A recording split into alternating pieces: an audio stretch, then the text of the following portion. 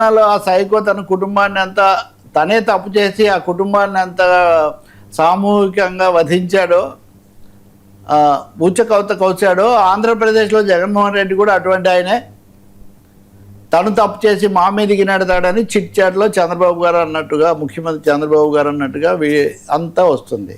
అదే మీరు తెలంగాణలోకి వస్తే ఈ సైకో లాంటి ఆయనే రేవంత్ రెడ్డి. వీళ్ళందరినీ అసలు ఏం ప్రయోజనం లేవు, తన కోసం ఎంతమందినైనా తుదముట్టి ఇస్తాడు, అది ఇది అని బీఆర్ఎస్ నాయకుడు హరీష్ రావు గారు ఆరోపిస్తారు. కేసీఆర్ గారు ఫామ్ హౌస్లో కూర్చుండిపోయాడు, ఆయన అసలు మనిషి కాదు, రాక్షసుడు, అదేది సినిమాలో లాగా, అరుంధతి సినిమాలో లాగానే ఆయన అని రేవంత్ రెడ్డి అంటారు. సరే, ముఖ్యమంత్రులు, మాజీ ముఖ్యమంత్రులు, ప్రతిపక్ష నాయకులు, మాజీ మంత్రులు, సీనియర్ అయిన నాయకులు మరీ వాళ్ళను సైకోలో నరరూప రాక్షసులతో పోల్చుకొని రోజు అవి మాట్లాడుతుంటే అసలు ప్రజల మీద, ప్రజాస్వామ్యం మీద, రాజకీయ చర్చల మీద కాదు, నిర్ణయాల మీద, విధానాల మీద, వ్యూహాల మీద ఏం అభిప్రాయం కలుగుతుంది సార్? ఇది నిజంగా చాలా ఆవేదన కలిగించే విషయం. మీరు తప్పుంటే చర్యలు తీసుకోండి. అధికారంలో ఉన్నవాళ్ళు, అధికారాలు చేసిన వాళ్ళు అన్నీ ఉన్నాయి కదా. అంటే మరీ మన ప్రభుత్వాలు, మన రాజకీయాలు అంత ఆ సైకో స్థాయికి అందరూ అయిపోయారా? ఒకరంటే సరే, నేను ఇప్పుడు 4 ఉదాహరణలు చెప్పాను మీకు. ఒకరిని అనుంటే అప్పుడు ఏదో వాళ్ళ కోపంతో అనుకున్నారని, వీళ్ళు మనుషులే కాదని వాళ్ళు రాక్షసులని వీళ్ళు. ఇంకొకటి చూస్తే కనుక ఈ ప్రాజెక్టులు వీటన్నిటినీ ఆపుతున్నారు వీళ్ళు. వీళ్ళ మీద ఏదో అంటే మేము రక్తం ధారపోతేనే వీటిని ఆపుతాం, ఇంకా మా రక్తమే మీకు కావాలంటే ఏది ఒక మాట అన్నాడు రేవంత్ రెడ్డిని ఎక్కడ, ఏమని, మీరు కనుక అడ్డుకుంటే ఇక్కడ రక్తం పారుతుంది అని ఆయన ఎక్కడో అన్నారు,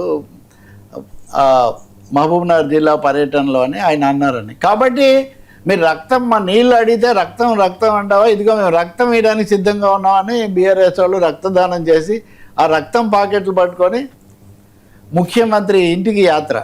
ఇవన్నీ కొత్త పోకడలు అండి. ఈ రక్తము, రాక్షసులు, వీటి రాజకీయాలు, వీటన్నిటిని కలగలుపుతున్నటువంటి ఈ పరిస్థితి మటుకు చాలా ఆందోళన సమస్యల మీద మాట్లాడండి, ఏం చేయాలో చెయ్యండి. ప్రజలు ఏమన్నా రక్తాన్ని, రాక్షసులను ప్రజలు ఎందుకు కోరుకుంటున్నారు? ఎందుకు ఇవన్నీ పెంచుతున్నారు ఒకదాని తర్వాత ఒకటి?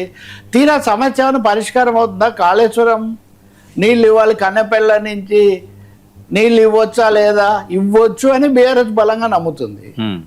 ఇవ్వకూడదు, ఇస్తే డేంజర్ అని నేషనల్ డ్యామ్ సేఫ్టీ అథారిటీ చెప్పిందని ప్రభుత్వం, రేవంత్ రెడ్డి ప్రభుత్వం అదే వాదిస్తుంది. మీరు కోర్టుకు వెళ్ళండి. ఇప్పుడు నీళ్ళు ఇచ్చే అవకాశం ఉండి ఇవ్వడం లేదు అంటే. రెండోది, కేసీఆర్ హయాంలో తప్పుదోవ పట్టించారు, ఇంజనీర్లను నేను జైలుకు పంపిస్తానని ముఖ్యమంత్రి అన్నారు అని. ఇంజనీర్ల అసోసియేషన్ కూడా మరి ఇంజనీర్లను మీరు జైలుకు పంపిస్తారా? మా మీద మీరు కక్ష కడతారా? ప్రభుత్వాలు చేయాల్సిన పని ఇదేనా అని. అంటే ఈ వాద వివాదాల గోదాలో అన్నట్టుగా ఈ గోదాగా మారిపోయి ఎంత దూరం వెళ్తున్నారు, ఎలాంటి భాష వాడుతున్నారు, ఇంతకంటే ఏముంటుంది వర్మ గారు? జర్నలిస్టులుగా మనం మాట్లాడడానికి సైకోలు, రాక్షసులు, శవాలు, రక్తాలు.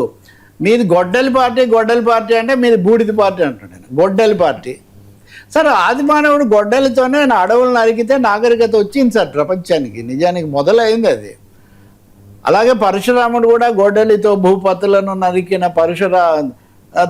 చేసిన పరశురాముడవు నారాయణ అని దశావతారాలు పాడినప్పుడు పరశురాముని గురించి, పరశు అంటేనే అదే. సో గొడ్డలి పార్టీ అని వాళ్ళంటే, బూడిద పార్టీ, బూడిద అని నిన్న మనం అనుకున్నాం కదా, నా దగ్గరే ఉంది బూడిద అన్నట్టుగా. ఆ బూడిద కూడా మామూలు బూడిద కాదు, చితాభస్మం. ఎక్కడిపోతున్నాయి రాజకీయ చర్చలు? ఇప్పుడు రాజకీయ నాయకులే ఇలా మాట్లాడుకుంటూ ఇంకా యూట్యూబర్లను ఎవరో ఎక్కడో తెలియదు అడ్రస్లే నుంచి ఎవరో కొత్తగా పెట్టుకొని ఏదో చేసిన వాళ్ళంటే ఏమవుతుంది? చాలా బాధాకరం.